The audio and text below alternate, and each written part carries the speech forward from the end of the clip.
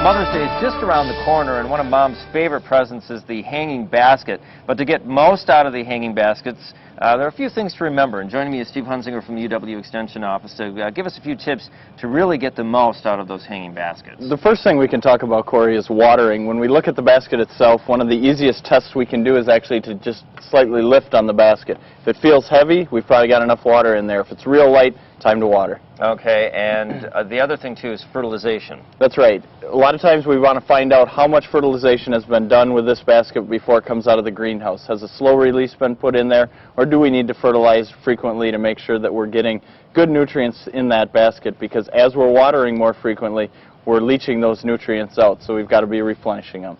And some of the hanging baskets, some of them will require deadheading, others won't, depending on the variety. That's right.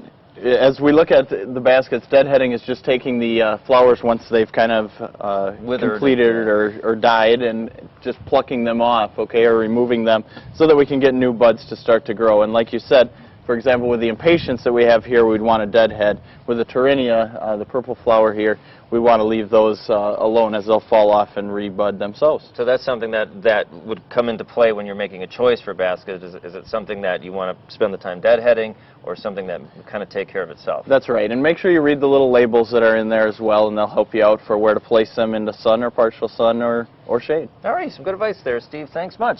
That's today's Hands-On Gardening.